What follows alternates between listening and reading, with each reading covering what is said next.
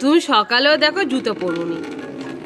হ্যাঁ কেন বনি? রাগ করতে নেই। কি করছি রে? লেগে যাবে রে বনি। বনি সকালে পড়াশোনা নেই না তোর? হ্যাঁ কবে থেকে পড়তে বসবি? হাত ধরো হাত ধরো। So everyone, welcome back to my channel. আবার একটা নতুন ব্লগের মধ্যে অনেক ওয়েলকাম জানাচ্ছি। আর কালকে রাত্রিবেলা এতটাই ঠান্ডা ওয়েদার ছিল, ব্যাস পাখার তলায় শুয়েছি আর ঠান্ডা লেগে গেছে। এতটাই ঠান্ডা লেগে গেছে না, নাক পুরো বন্ধ হয়ে গেছে। আর আজকে দেখো কত সুন্দর রোদ্দুর বেরিয়ে একটা কত সুন্দর সকাল। আর এই সকালে আমার পিছু যাচ্ছে না বনি, এসেছে আমার সাথে। মানে আমি যেখানেই যাই ও সকালে উঠেই চলে আসে। ও দাদা স্কুলে গেছে সেই নিয়ে কি রাগ। ও চুপচাপ বসেছিল এই ঠাকুরতলাতে, আবার আমি নিয়ে আসি। তো দাদা তো স্কুলে তো যাবে, আর এখানে দেখো এসে নাচানাচি করছে। আর কোনোদিন পায়ে জুতো পরবে না, ওকে যতই জুতো কিনে দেওয়া হোক ও জুতা ঠিক খুলে ঘুরবে। আর কি ডাকছে রে বনি? কি পাখি ডাকছে? কুকু?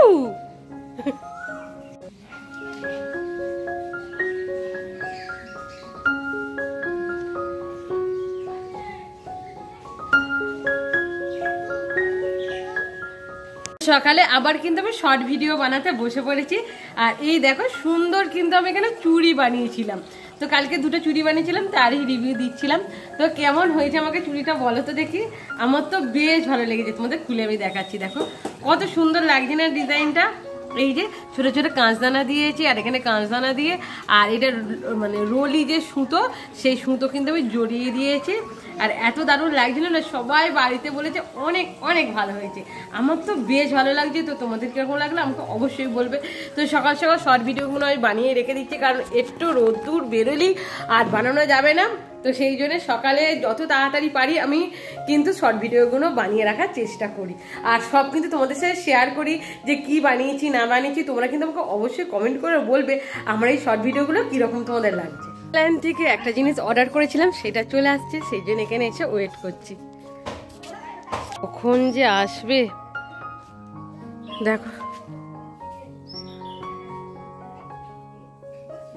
ফাইনালি পেয়ে গেছি আমি, আমার হাতের মধ্যে আছে। তো একটা জিনিস অর্ডার করেছিলাম, কি করেছিলাম না করেছিলাম সব তোমাদের দেখাবো। চলো এইটা আমি কিন্তু ওপেন করবো বক্সটা। বনি কি করছো? দেখো কোথায় যাবে, এখানে আসতে হবে না। কি অবস্থা এখানে, না এখানে কাঠ খোঁচাচ্ছে, যেতে হবে না। চলো এটা আমি এটা ওপেন করে দেখাবো এর মধ্যে কি আছে।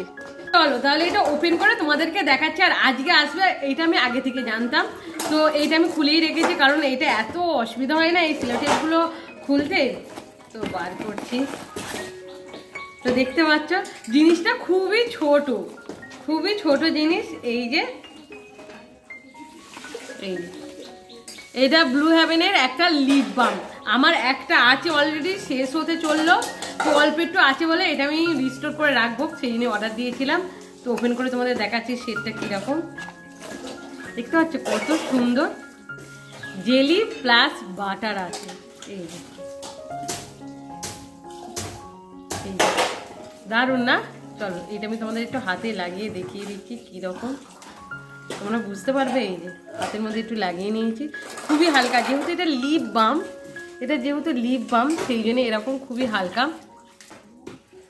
তো বুঝতে পারছো আমি লাগালাম এই সবে। আর এটা কিন্তু খুবই সুন্দর লিপ বাম, তোমরা চাইলে এটা ইউজ করতে পারো। আমি অলরেডি একটা আমার আছে, তো আবার একটা অর্ডার করেছিলাম।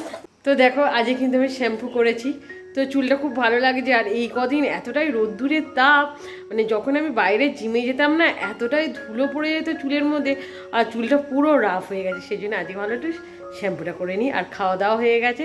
আর চলো এখন খাবো একটা জিনিস। এখানে আছে আমগুরটাই এখন খাবো। এর মধ্যে আছে আমগুর, তো এই আমগুরটা খাবো। মা আমাকে এরকম ছোট্ট ডিপের মধ্যে দিয়ে দিয়েছে, কারণ বড় ডিপের মধ্যে একবার নেবো খারাপ হয়ে যাবে কোথায়, আর অনেক দিন ধরে থাকবে বড় ডিপেতে থাকলে। আর এইটা শুধুমাত্র আমাকে দিয়েছে জাস্ট আমি খাবো বলে। তো আমি এতটাই তো আমি একটু এঁটো করে খাই বলে মা আমাকে একটু আলাদাই দিয়ে দিয়েছে। দারুণ টেস্ট। দেখো আমি অর্ধেকটা ফুটিয়ে দিয়েছি, আমাকে পুরো ভর্তি দিয়েছিল। চলো আর বেশি খাবো না, আর একটা খাবো।